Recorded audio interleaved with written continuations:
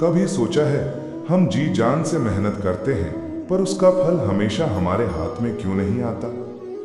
असल में जीवन का सबसे बड़ा राज यही है कि मेहनत तो हमारी है पर फल अक्सर हमारे बस में नहीं होता। श्री कृष्ण ने अर्जुन को जो सिखाया वो हर दिल के लिए है। श्लोक कहते हैं, कर्मण्येवाधिकारस्ते, तेरा अधिकार केवल कर्म में है। माँ फलेषु कदाचन, फल पर कभी आसक्ति मत रखो।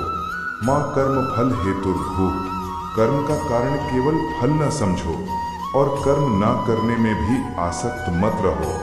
मतलब तुम्हें बस अपना काम करना है, नतीजा ईश्वर, परिस्थितियां, मौसम इन सब पर निर्भर है। जैसे किसान बीज बोता है, मिट्टी तैयार करता है, पानी देता है, पर फसल कैसी होगी बारिश, मौसम और किस्म पर भी निर्भर करती है। अगर हम हर काम सिर्फ फल के लिए करें तो काम में आनंद नहीं रहेगा। छात्र सिर्फ नंबर के लिए पढ़ेगा तो पढ़ाई बोझ लगेगी, पर अगर ज्ञान पाने के लिए पढ़ेगा तो नंबर अपने आप आएंगे। और सबसे जरूरी, असफलता के डर से कर्म छोड़ना मत। यदि तुम सिर्फ नतीजे की चिंता में फंसे रहोगे तो कदम ही आगे नहीं बढ़ेगा। गीता संदेश देती है, कर्म करो और फल को भगवान पर छोड़ दो। जब इंसान बिना चिंता के कर्म करता है उसका मन स्थिर होता है और सफलता अक्सर खुद ब खुद उसके रास्ते में आ खड़ी हो जाती है। यही है जीवन का असली रहस्य। कर्म करो, मन लगाओ और फल की चिंता से मुक्त बनो। यही मार्ग है शांति का और यही मार्ग है सच्ची जीत का। मृत्यु का नाम सुनते ही हम डर जाते हैं क्योंकि हमें लगता है सब यहीं खत्म हो जाएगा। लेकिन क्या सच में आत्मा का अंत होता है? श्री कृष्ण ने गीता में आत्मा के बारे में ऐसा सत्य बताया है जिसे जानकर इंसान मौत से भी बेखौफ हो जाता है। न जायते म्रियते वा कदाचिन, नायम भूत्वा भविता वा न भूयः, अजो नित्यः शाश्वतोऽयं पुराणो, न हन्यते हन्यमाने शरीरे। हिंदी में मतलब, आत्मा ना तो जन्म लेती है न ही कभी मरती है। ये नित्य है, शाश्वत है और पुरातन है। शरीर के नष्ट होने पर भी आत्मा कभी नष्ट नहीं होती। शरीर को आप कपड़े की तरह समझिए। जैसे हम पुराने कपड़े उतार कर नए पहन लेते हैं, वैसे ही आत्मा पुराने शरीर को छोड़कर नया शरीर धारण कर लेती है। कपड़े बदलने से इंसान नहीं बदलता, उसी तरह शरीर बदलने से आत्मा नहीं बदलती। इसका मतलब मृत्यु कोई अंत नहीं है, बल्कि एक नई शुरुआत है। इसलिए श्री कृष्ण कहते हैं, आत्मा अजो यानी अजन्मा, नित्य यानी हमेशा रहने वाला और शाश्वत यानी कभी न समाप्त होने वाला है। अगर हम ये समझ लें कि आत्मा अमर है तो जीवन का सबसे बड़ा डर अपने आप खत्म हो जाता है। फिर हम हर काम पूरी निष्ठा से कर सकते हैं, बिना मौत के डर के। और एक और संदेश, हमें दूसरों के शरीर या बाहरी रूप से ज्यादा लगाव नहीं रखना चाहिए। असली पहचान आत्मा की है। जब हम आत्मा को पहचानते हैं तो दूसरों में भी वही शाश्वत आत्मा देखते हैं जो हमारे भीतर है। यही सोच इंसान को बड़ा, दयालु और निर्भय बनाती है। इसलिए श्री कृष्ण कहते हैं, मृत्यु से मत डरो, आत्मा अमर है और ये यात्रा अनंत है। हम अक्सर सोचते हैं आत्मा भी शरीर की तरह नष्ट हो जाएगी, लेकिन क्या आत्मा को कोई जला सकता है, काट सकता है या गीला कर सकता है? श्री कृष्ण ने गीता में आत्मा के बारे में ऐसा अद्भुत रहस्य बताया है जिसे जानकर हम समझ पाते हैं आत्मा अजर अमर क्यों कहलाती है। नैनम छिन्दन्ति शस्त्राणि, नैनम दहति पावकः, न चैनम क्लेदयन्त्यापो, न शोषयति मारुतः। हिंदी में मतलब, आत्मा को न शस्त्र काट सकते हैं, न अग्नि जला सकती है, न ही जल इसे गीला कर सकता है और न ही वायु इसे सुखा सकती है। श्री कृष्ण अर्जुन से कहते हैं, आत्मा किसी भी भौतिक साधन से नष्ट नहीं की जा सकती। शरीर तो मिट्टी, पानी, अग्नि और वायु से बना है, इसलिए ये तत्व इसे प्रभावित कर सकते हैं। लेकिन आत्मा इन सब से परे है, इसलिए उस पर किसी का असर नहीं होता। सोचिए, जब कोई मरता है तो उसका शरीर जल जाता है या मिट्टी में मिल जाता है, लेकिन आत्मा कहाँ जाती है? वह नए शरीर की खोज में निकल पड़ती है। गीता बार बार यही संदेश देती है, हम आत्मा हैं, शरीर केवल अस्थायी घर है। जो चीज नष्ट नहीं हो सकती उसी पर ध्यान लगाना चाहिए।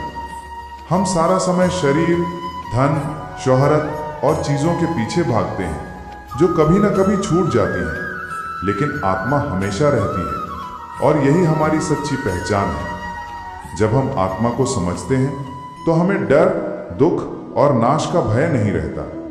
हम जानते हैं हमारी असली सत्ता शाश्वत है। यही कारण है कि संत और महात्मा कठिन परिस्थितियों में भी शांत रहते हैं। वे जानते हैं आत्मा को कोई नुकसान नहीं पहुंचा सकता। इसलिए श्री कृष्ण अर्जुन को समझाते हैं, युद्ध में चाहे कितने भी शरीर नष्ट हों, आत्माएं अजर अमर हैं। ये ज्ञान इंसान को निडर बनाता है और जीवन जीने की नई शक्ति देता है। क्या कभी आपने सोचा है, हमारी असली पहचान को ना कोई देख सकता है, ना ही छू सकता है। हम खुद को शरीर मानते हैं, लेकिन श्री कृष्ण कहते हैं हमारी असली पहचान कुछ और ही है। आत्मा इतनी सूक्ष्म है कि उसे कोई पकड़ भी नहीं सकता। तो चलिए जानते हैं भगवत गीता में श्री कृष्ण ने क्या कहा। अव्यक्तोऽयम् अचिन्त्योऽयम् अविकार्यो यमुच्यते तस्मादेवं विदित्वैनं नानुशोचितुमर्हसि। हिंदी में मतलब, ये आत्मा अव्यक्त है, अचिंत्य है और अविकार है। इसीलिए हे अर्जुन, इस आत्मा के बारे में जानकर तू शोक करने योग्य नहीं है। इस श्लोक में श्री कृष्ण आत्मा के स्वरूप को और गहराई से बताते हैं। अव्यक्त यानी आंखों से दिखाई नहीं देती, अचिंत्य यानी मन से उसकी कल्पना नहीं की जा सकती, अविकार यानी इसमें कोई परिवर्तन नहीं होता। हम हर दिन देखते हैं शरीर में बदलाव होता है, बचपन से युवावस्था, फिर बुढ़ापा और अंत में मृत्यु। लेकिन आत्मा पर इन बदलावों का कोई असर नहीं पड़ता। आत्मा हमेशा वैसी ही रहती है जैसी वो प्रारंभ से है।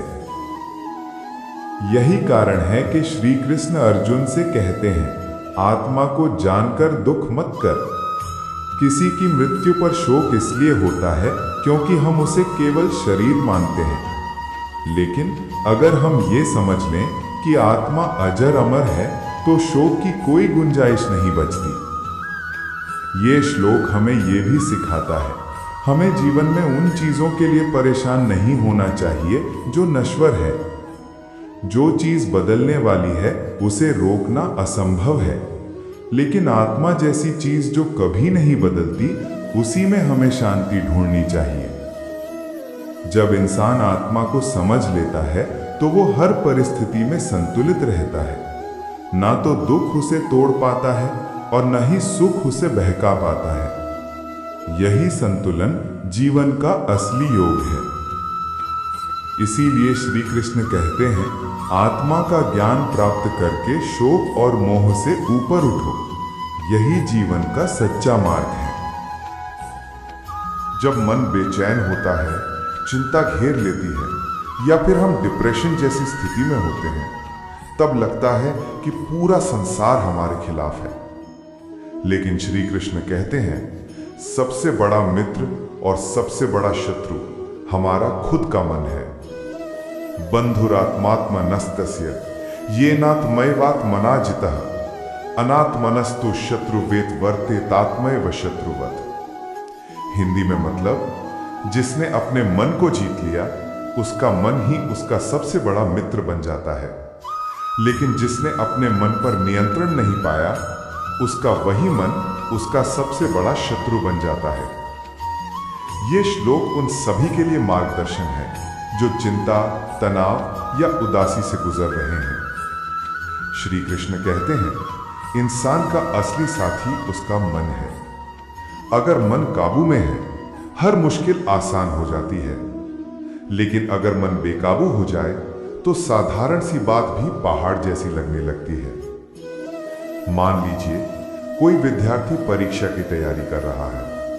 अगर उसका मन सकारात्मक रहेगा तो वह आत्मविश्वास के साथ पढ़ेगा और अच्छा करेगा। लेकिन अगर उसका मन डर और चिंता से भर जाएगा तो तैयारी के बावजूद नतीजा अच्छा नहीं आएगा। यही बात हर व्यक्ति पर लागू होती है। जीवन में परेशानियां आती ही रहती हैं। अगर हम मन को मजबूत रखें, वही हमें रास्ता दिखाएगा। लेकिन अगर हम उसे नियंत्रण में ना रखें, वही हमें डिप्रेशन और निराशा में धकेल देगा। इस श्लोक का असली संदेश है, मन को साध लो, तभी असली सुख मिलेगा। मन को साधने के लिए जरूरी है नियमित अनुशासन, अच्छे विचार और सकारात्मक संगति।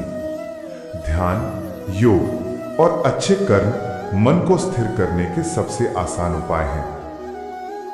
जब इंसान अपना मन जीत लेता है तो बाहर की परिस्थितियां उसे हिला नहीं पाती। तभी वह सच्ची शांति और आत्मविश्वास महसूस करता है। इसलिए श्री कृष्ण कहते हैं, मन ही मित्र है और मन ही शत्रु। यह पूरी तरह इस बात पर निर्भर करता है कि आप अपने मन को कैसे साधते हैं।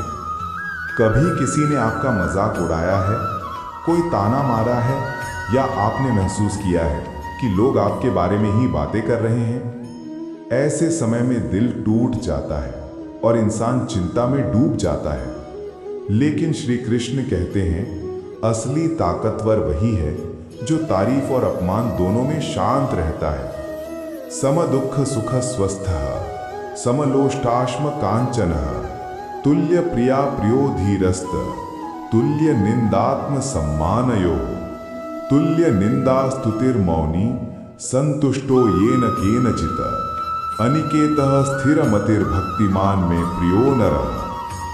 हिंदी में मतलब, जो व्यक्ति सुख दुख में समान रहता है, मिट्टी पत्थर और सोने को एक समान देखता है, जो निंदा और प्रशंसा में समान भाव रखता है, वही मेरा प्रिय भक्त है।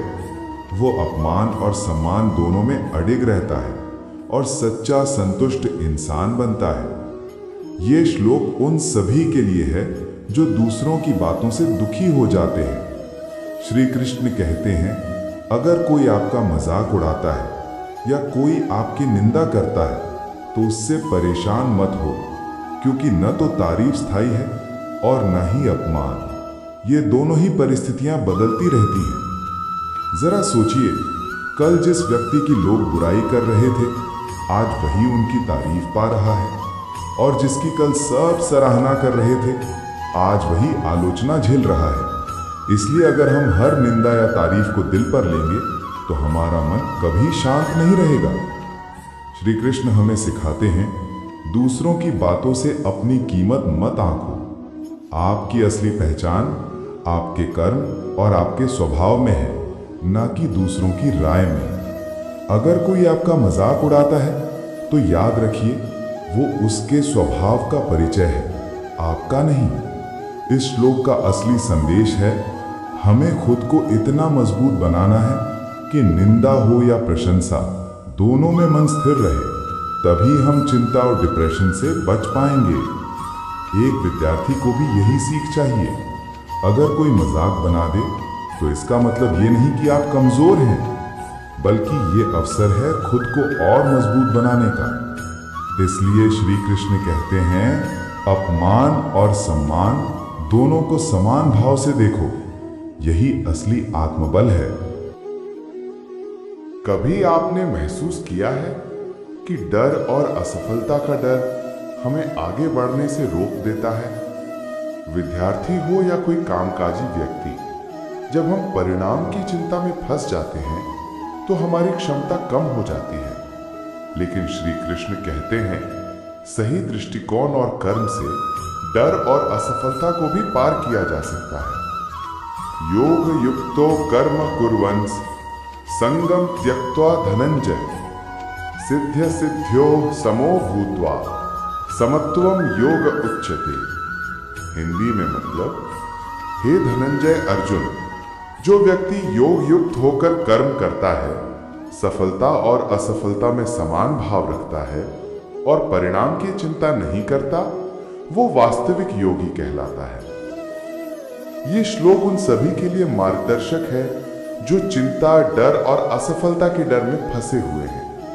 श्री कृष्ण कहते हैं, इंसान को केवल अपने कर्म पर ध्यान देना चाहिए, न कि परिणाम पर। सफलता आए या न आए, मन स्थिर और शांति में रहना ही असली योग है। सोचिए, एक विद्यार्थी परीक्षा में बैठा है। अगर वो हर सवाल पर नतीजे की चिंता करेगा तो उसका मन विचलित होगा और वह सही उत्तर नहीं दे पाएगा। लेकिन अगर वो केवल पूरी निष्ठा और ध्यान से प्रश्न हल करेगा तो परिणाम चाहे जो भी हो, उसका मन शांत रहेगा। गीता हमें यह भी सिखाती है, सफलता और असफलता दोनों ही जीवन में आती हैं। किसी ने जो सफलता पाई वो उसकी मेहनत का परिणाम है और असफलता भी सीखने का अवसर है। इसे लेकर घबराना या डरना व्यर्थ है। श्री कृष्ण कहते हैं, जब हम सफलता और असफलता में समान भाव रखते हैं तो हमारा मन स्थिर और संतुलित रहता है। यही स्थिति इंसान को मानसिक तनाव, चिंता और डर से मुक्त करती है। इस श्लोक का एक और संदेश, कर्म को ईमानदारी से करना ही सच्चा साहस और बुद्धिमानी है। यदि हम हर कदम पर डर से बंधे रहेंगे तो आगे बढ़ना मुश्किल हो जाएगा। लेकिन योग युक्त मन से कर्म करेंगे तो नतीजा चाहे जैसा भी हो, हम निडर रहेंगे। इसलिए श्री कृष्ण कहते हैं, डर और असफलता को अपने मन पर हावी मत होने दो। मन को स्थिर रखो और कर्म में निष्ठा रखो। यही असली सफलता का रहस्य है।